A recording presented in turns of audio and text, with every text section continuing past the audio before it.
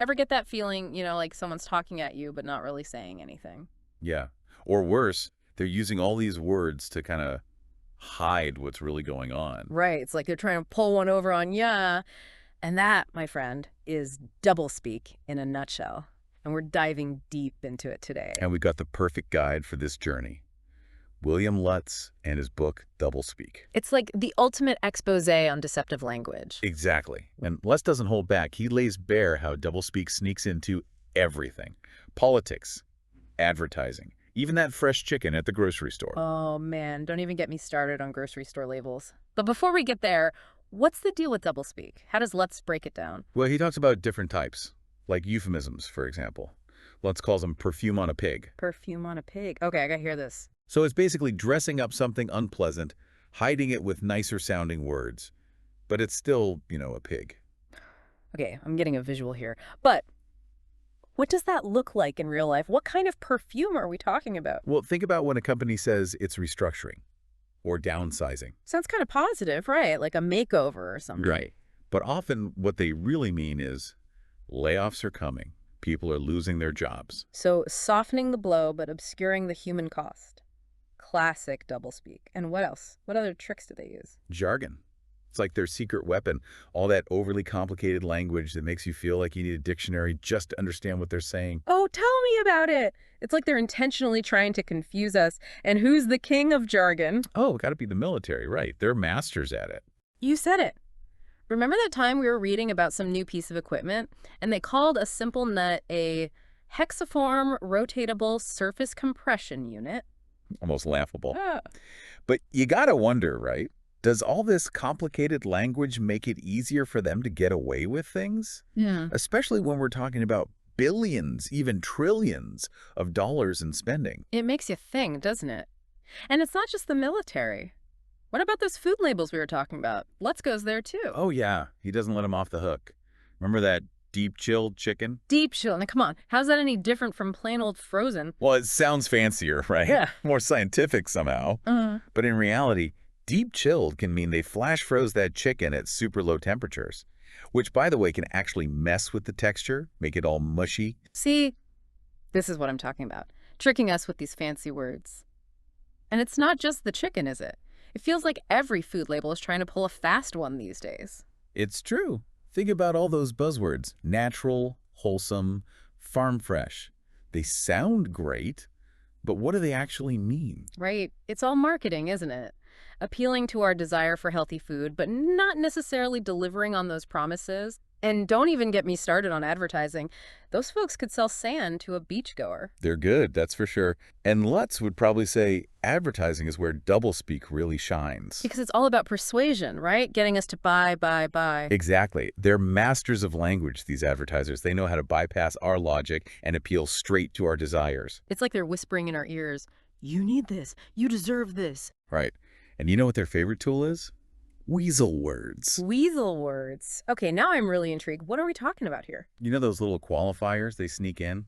Words like helps, up to, as much as they make you think you're getting something amazing, but they're not actually guaranteeing anything. It's like they're saying just enough to hook you, but not enough to get called out on it.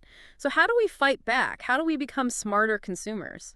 It starts with awareness. Once you know the tricks, the weasel words, the empty promises, Yeah. it's like seeing through a magician's illusions. So knowledge is power. But it's not just about being a savvy shopper. This doublespeak thing goes way deeper, right? Oh, yeah. We're talking politics, law, even nuclear war. That's when things get really serious and really scary. Okay, now we're getting into some heavy stuff. This is what I came for. All right, so let's talk about the scary stuff. Nuclear war. How does doublespeak worm its way into something that serious? Well, Lutz talks about how governments, military folks, they use these terms like strategic exchange or collateral damage. Okay, hold up. Strategic exchange. That sounds like we're talking about trading baseball cards, not weapons of mass destruction. Exactly. And collateral damage. That's just a sanitized way of saying innocent people are going to die. It's like calling a tsunami a wave. A slight misrepresentation, wouldn't you say? Totally. And the thing is, if people don't understand the real horrors of nuclear war, they might not be so quick to support policies that get us closer to it. It's like they're trying to make it more palatable.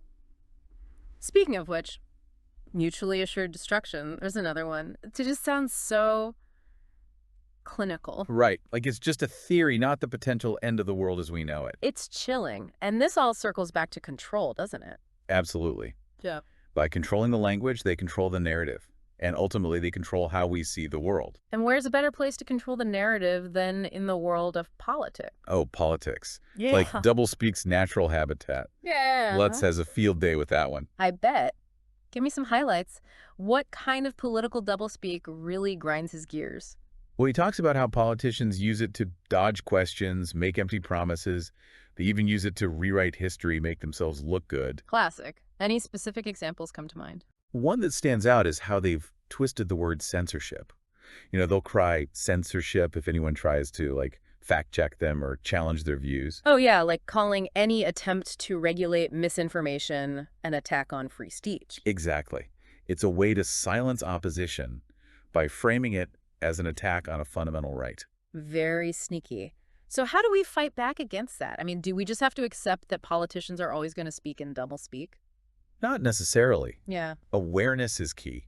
Once you recognize the tactics, you can see through the smoke and mirrors. It's like learning a secret code. You start to see the patterns, the word choices, the way they spin things. Exactly. And then you can start asking the right questions, hold them accountable. Okay, I like it. But let's be real, it's not just the politicians, right? We all do it to some extent. I know I've caught myself using doublespeak.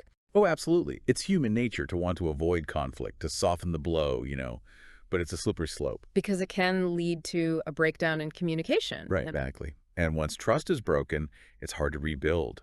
So it's about finding that balance, being mindful of our language, but also being authentic. It's like walking a tightrope. Speaking of which, what about the legal system? That feels like a whole other level of doublespeak. Oh, the legal system is a goldmine of doublespeak. Lutz talks about how they use language to obfuscate, to justify things that, frankly, are pretty hard to justify. Like what?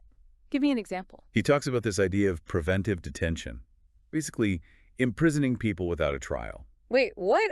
How is that even legal? Well, it's not exactly legal in the traditional sense, but the way they get around it is by calling it something else. They'll say it's regulatory, not punitive. So by changing the label, they change the whole game. That feels like cheating. It's the power of language. And it highlights the importance of being vigilant, of understanding the nuances of language. Because words can be weapons, right? Absolutely. But they can also be tools for change. It all depends on how we use them. So what can we do? How do we arm ourselves against this onslaught of doublespeak? It feels like it's coming at us from all sides. It can feel overwhelming, that's for sure. But knowledge is power. The more we understand about doublespeak, the better equipped we'll be to spot it, to challenge it, and to demand better from our leaders, our institutions, and even ourselves. So it's not just about spotting the big bad doublespeak out there in the world. It's about looking inward too, right? Recognizing our own tendencies to use language in a, less than transparent way. Exactly. We've all been there. Trying to avoid a tough conversation, sugarcoat bad news. It's human. Totally. But if we're serious about fighting doublespeak, it has to start with us. Right. Leading by example. But it's not about being perfect. It's about being aware, paying attention to our language choices. So how do we do that? Where do we even begin? Well, next time you find yourself reaching for a vague phrase, or dancing around a subject, just stop for a second. Ask yourself, what am I really trying to say here? Oh, I see. Like, am I being honest or am I just trying to protect myself? Tough questions. They are, but it's worth it. The more honest we are with ourselves, the more honest we can be with others.